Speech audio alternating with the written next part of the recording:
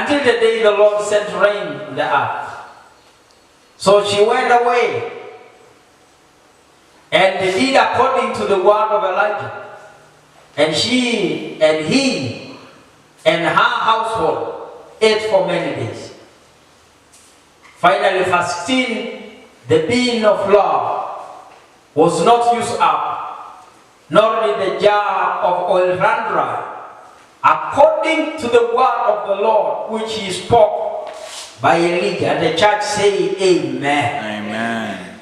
Now the church, you have light, say Amen. Amen.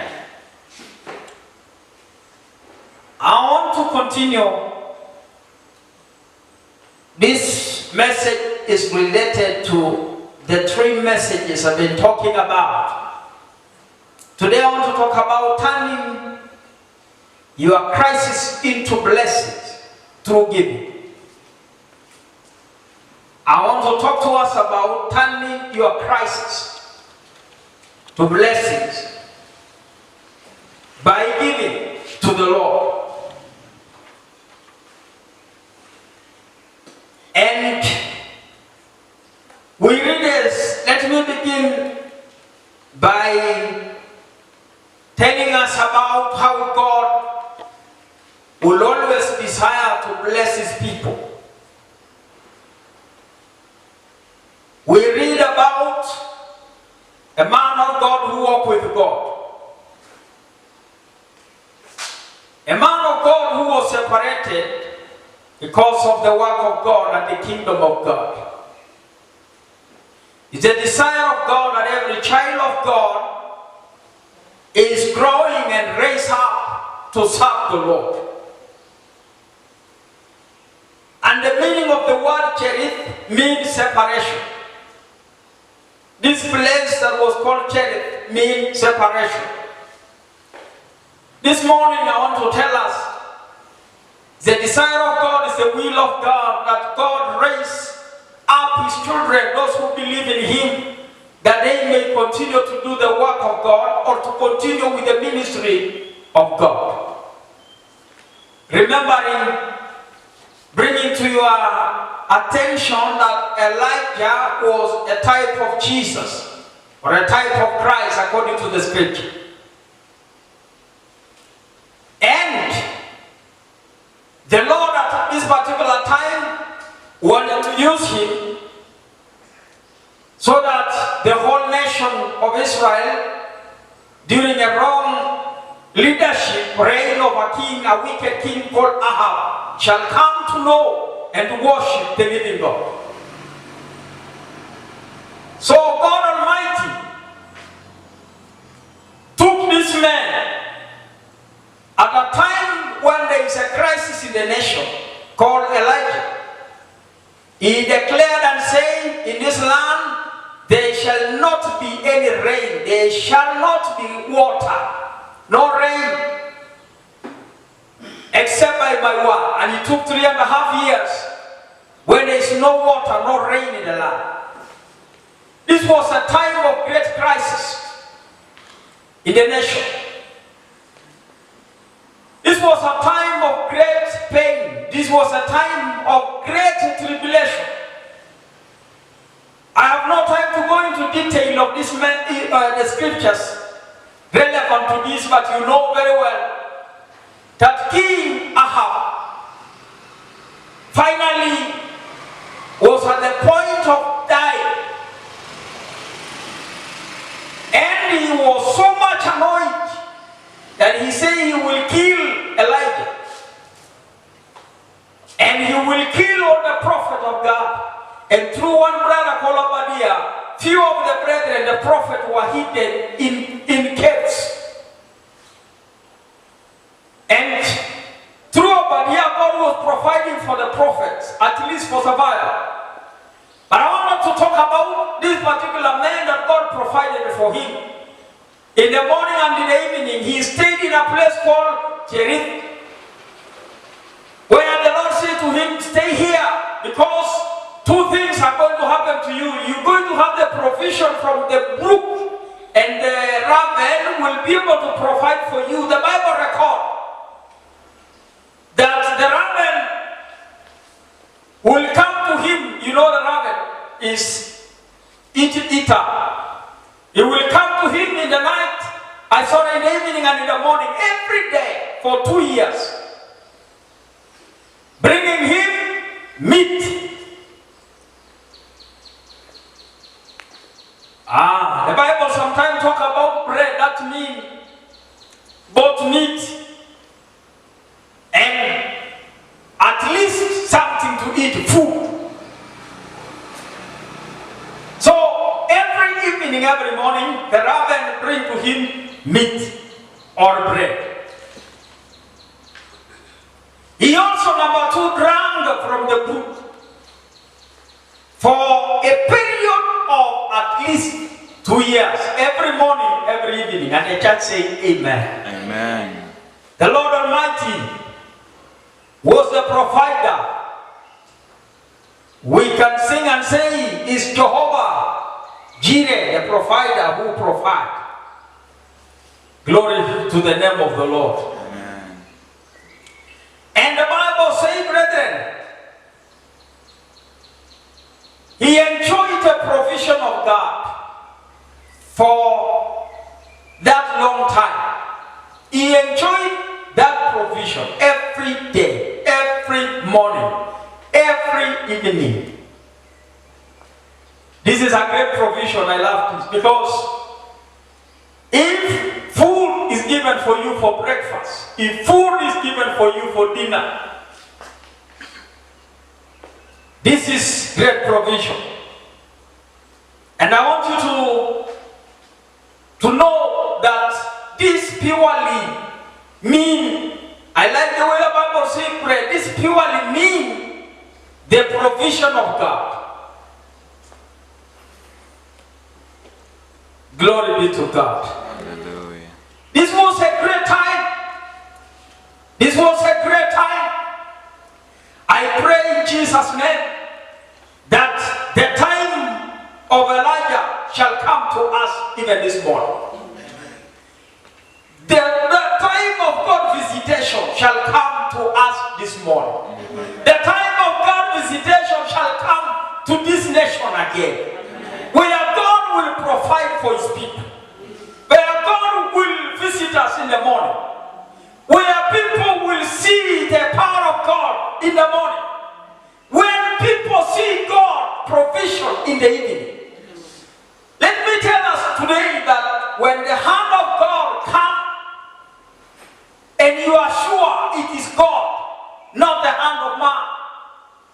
Because what will tell you is the situation, the crisis that is in the country, the crisis that is in the nation. No rain 3.5 years. Animals are dying. People are crying. No water. The camels and the horses of the kings are dying. People are not having food. And this is divine. This is divine provision. The hand of the Lord was coming upon Elijah in the morning, in the evening. And what remains is that Elijah will give glory and worship to God continuously because he's sure it is the hand of the Lord. Amen. May this come to us again. Amen. Glory be to God. Amen. But I want to come to the topic that I want to talk about, turning to God. Turning your crisis to blessings through giving. There are times that came in the life of Elijah when there was no provision. Number one, the brook dry up. That is what the Bible says. The Bible says the brook dry up. That means there was no water for him to drink.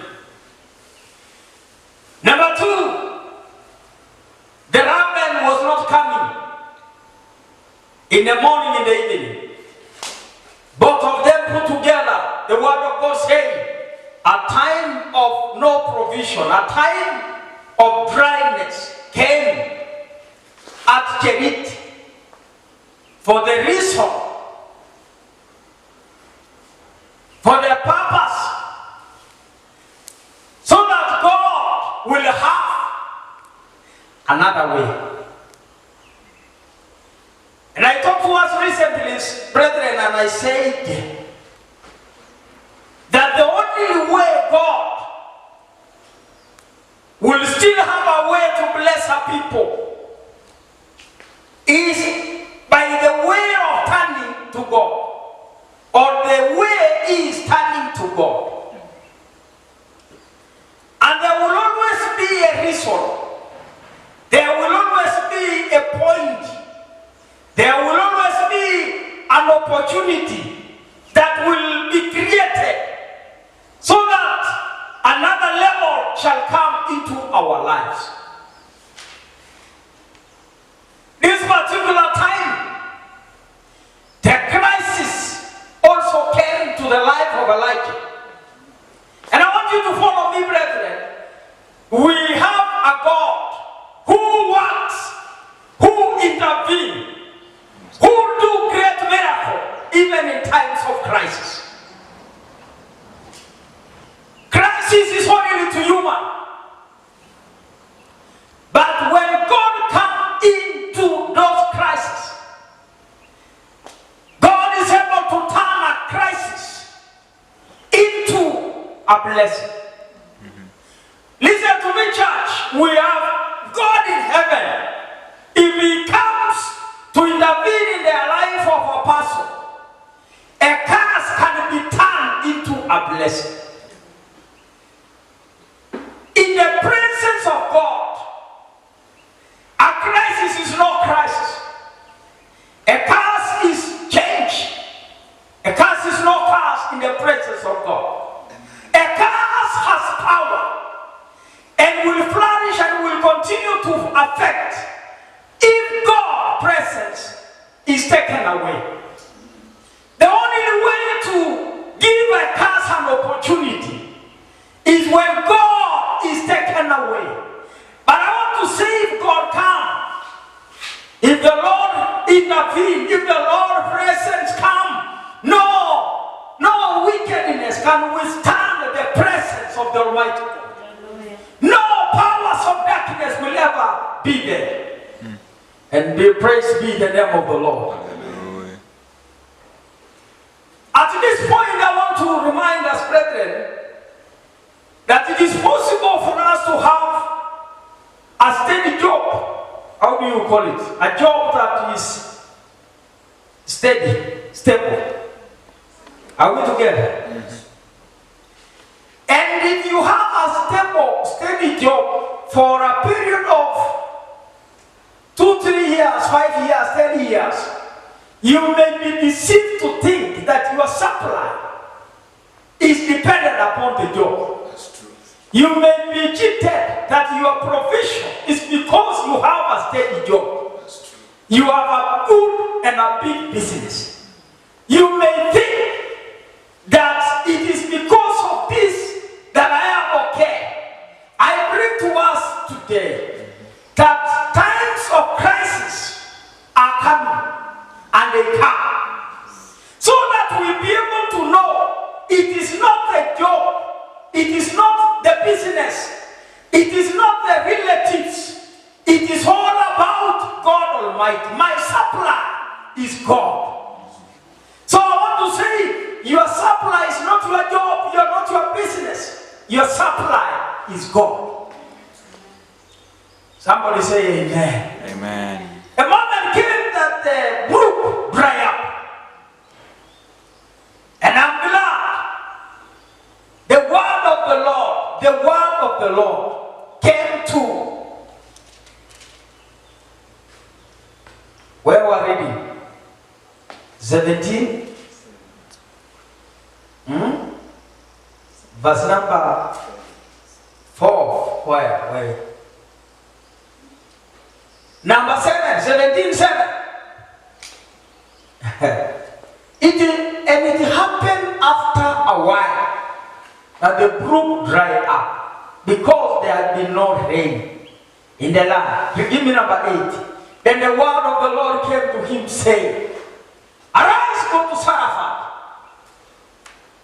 Let the people of God say a big amen. Amen. It happened that the brook dried up because there is rain in the land. Who is the supplier of rain? It is God. Why was the brook drying up? Because there's no rain.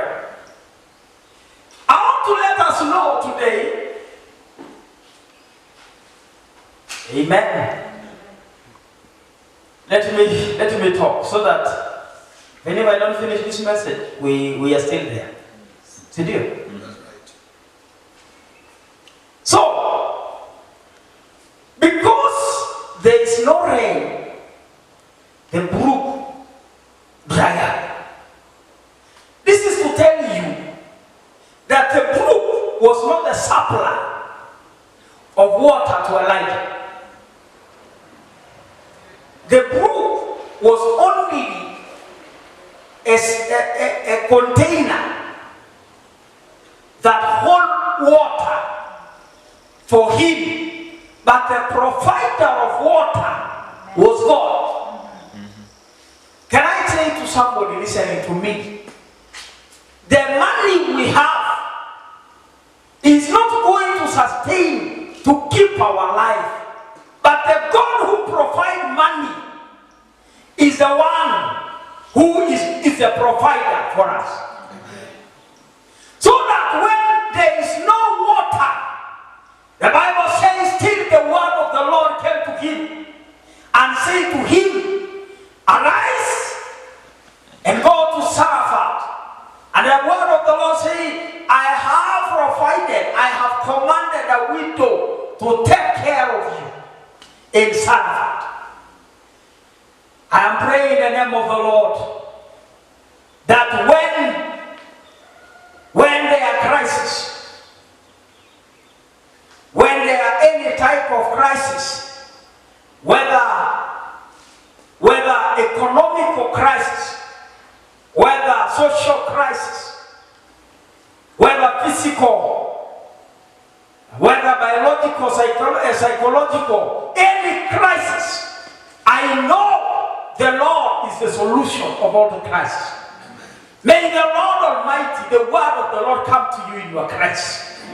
Maybe you are listening to me this morning, and there is a particular crisis, something that you are going through in your life.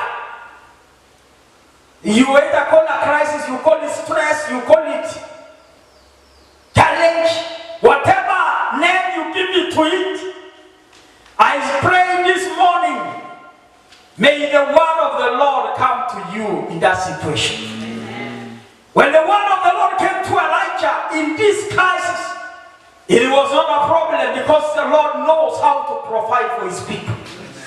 I want to say, the Lord knows, the Lord have another way. When the enemy closes your door, the Lord will open another door. Yes. When the enemy closes this particular channel, there is another channel God will also open. Yes. And so the word of the Lord have a solution for this. He said, arise, arise. And I pray this morning, somebody, we are in a crisis. Both in the church, in the family, in the nation, whatever crisis, the word of the Lord is saying, arise. Amen. Arise, arise, because the Lord have another way to bless your life. Amen. The Lord will cause blessing unto you.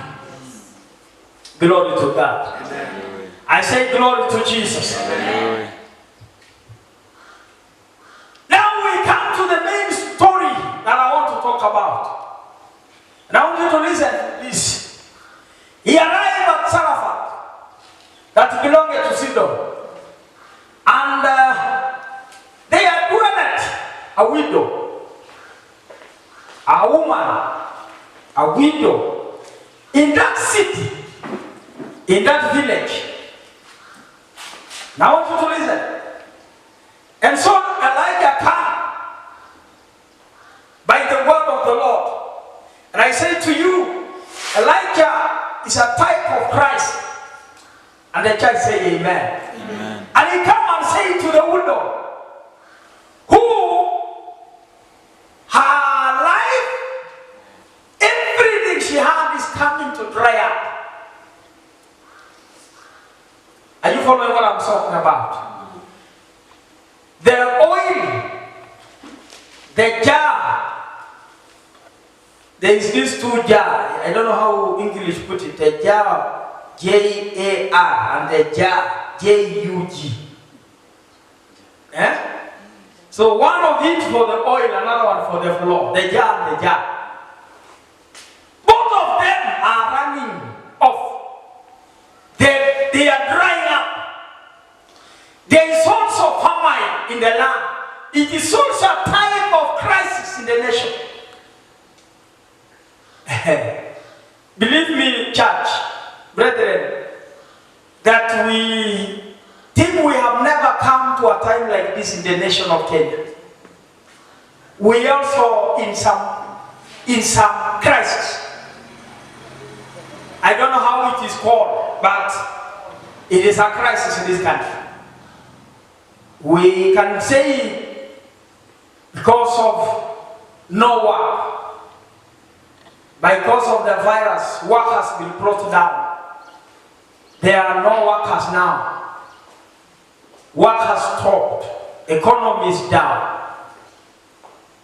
Businesses has been closed. There are no food. There are no money. But I want you to know the same thing happened many years ago in the time of Elijah the prophet. And this particular time, this man of God came and I said, this is the Lord. If Elijah is a type of Christ, then this is the time of crisis, and Christ come into this situation. I can paragraph like that. He said, Christ came into a crisis. And I want to let you know, this widow was to make a choice. He was looking, the prophet said, okay, you're talking about 2 sticks, then you go, and then you die, blah, blah, you and your child, and you die. Don't do that, please. Listen to, go and give me first. Go and give it me. And then, I assure you a promise that the jar and the jar will not dry up. Now the woman is looking at the jar and the jar. And then again he's hearing the promise. He was to choose between the jar and the promise.